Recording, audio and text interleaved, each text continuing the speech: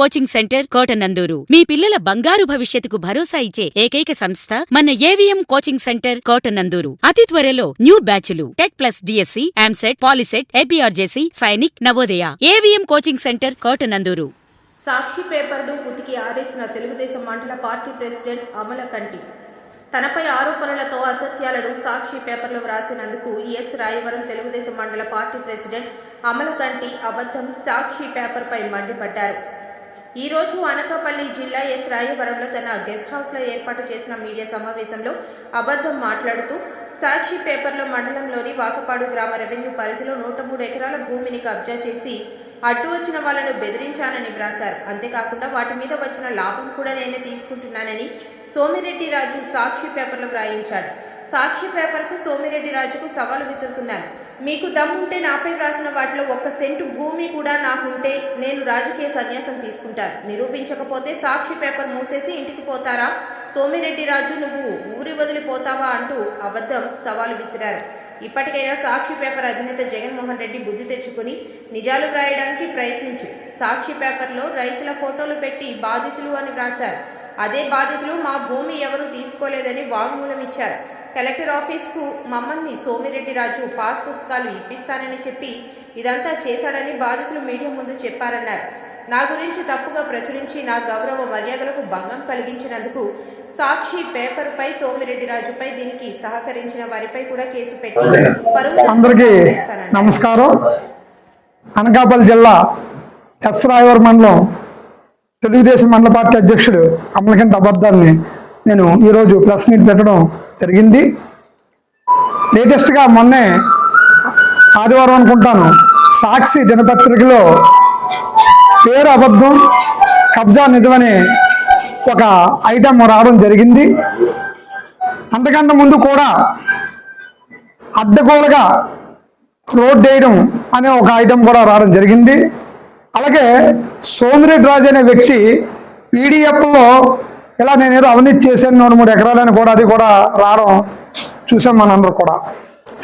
ఈరోజు దాని నిమిత్తం ఏదైతే 103 ఎకరాలు దళితుల భూమిని అభియోగం మోపారో ఆ యొక్క భూమి మీదకి ఈరోజు పత్రికా విలేకరులందరినీ కూడా సోదరులందరూ కూడా అక్కడ తీసుకెళ్ళడం జరిగింది.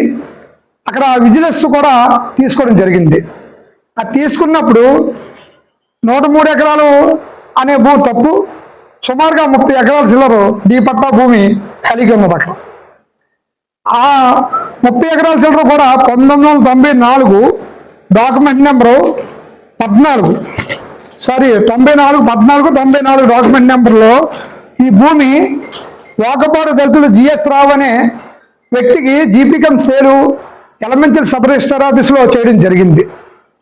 అప్పటి నుంచి కూడా ఆ భూమి జిఎస్ రావు అండర్లో ఉన్నది. ఈయన 2007లో వై జగన్మోహన్ రావు అనే వ్యక్తికి అమ్మడం జరిగింది. ఉన్న 70 ఎకరాలు కూడా జరాతీ భూమి. ఈ 30 ఎకరాలు కూడా డీపట్టా ఈ యొక్క డాక్యుమెంట్లు కూడా మీ అందరికీ కూడా చూపిస్తాను. ఈ యొక్క భూమిని జరాతీ భూమిని కౌలు చేయమని నాకు అప్పచెప్పడం జరిగింది. ప్రతి సంవత్సరం కూడా ఆ యొక్క భూమిని కౌలు చేస్తున్నాను. అది లోతట్టు ప్రాంతం వల్ల ప్రతి సంవత్సరం కూడా మ్యాక్సిమం నేను 60-70 ఎకరాలు ఉడల్లో మధ్యలో ఒక 20-30 ఎకరాలు దెబ్బతింటుంది.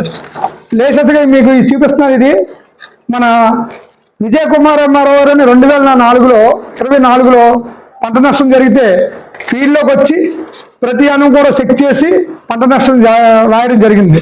అంతకంటే ముందు 2002లో కూడా స్వయంగా ఫీల్డ్లో నన్నే పెట్టి 2002లో కూడా పంట నష్టం రాయడం జరిగింది. దళితుల భూమి ఉడిసి పంట నష్టం కుటుంబ సభ్యుల ద్వారా అక్రమంగా తింటున్నారని ఒక అభియోగం ఈ సాక్షి ప్లస్ సోమిరెడ్డి రాజు అనే వ్యక్తి నా మీద కక్ష కట్టి అన్యాయంగా రాయడం జరిగింది. ఈ యొక్క ఎవరు కూడా జీపీఎస్తో సహా ఇక్కడ చూడండి, పొలంలోకి వెళ్ళి జీపీఎస్తో డేటు టైంతో సహా చెక్ చేసి వ్యవసాయ అధికారులు వీళ్ళందరూ కూడా చెక్ చేసి పంట నష్టం రాయడం జరుగుతుంది. దౌర్భాగ్యం ఏంటంటే ఇంత పెద్ద మ్యాటర్లు రాస్తున్నాడు కానీ ఇంత కూడా అవగాహన లేకుండా అభియోగం మోపాడు ఆ వ్యక్తి. యాక్చువల్గా దీనికి ఒక కమిటీ ఉంటుంది. ఆ కమిటీకి ఎంఆర్ఓ గారు ఎంపీడీఓ గారు, ఏఓ గారు వీళ్ళందరూ కూడా ఉండి పంట నష్టం రాసి చివరిగా గ్రామ సర్పంచ్ సంతకం కూడా ఉంటుంది. మా గ్రామ సర్పంచ్ మాకు అపోజిషన్ వైసీపీ నాయకుడు. ఆయన నిజంగా మరి అవినీతి జరిగితే ఆయన సంతకం ఎందుకు పెడతాడు? ఫస్ట్ ఆఫ్ ఆల్ అది ఒకటి గమనించండి. ఇది పంట నష్టం గురించి మాట్లాడాను. అలాగే అడ్డగోలుగా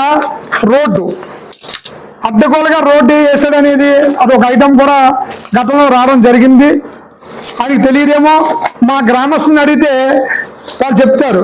ఇంకోటి అడ్డగోలుగా రోడ్డు మా గ్రామస్తుని అడిగితే చెప్తారు. ఇది పూర్వం 30 సంవత్సరాల కిందట ఎస్రాయవరం మీదుగా వైజాగ్ మీదుగా చిలక బస్సు అనే బస్సు బంగారంపాలెం ఏరు ఉంటుందో ఏటి వరకు వెళ్ళేది. మత్స్యకారులందరూ కూడా ఎక్కడికి వెళ్ళాలన్నా ఇదే రూట్ అండి. వాళ్ళకి బంగారంపాలెం వాళ్ళకి ఈ రూట్ తప్ప వేరే రూట్ లేదు.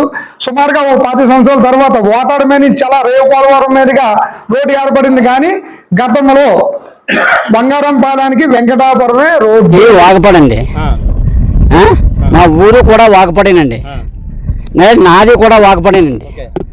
అదండి ఇంకా అంతకంటే ఈ పొలిమేరు ఎసరాయవరం మండలం మాదే. మొదట మాకు 306 పట్టా ఇచ్చారు. ఇందా చెప్పాను కదండి.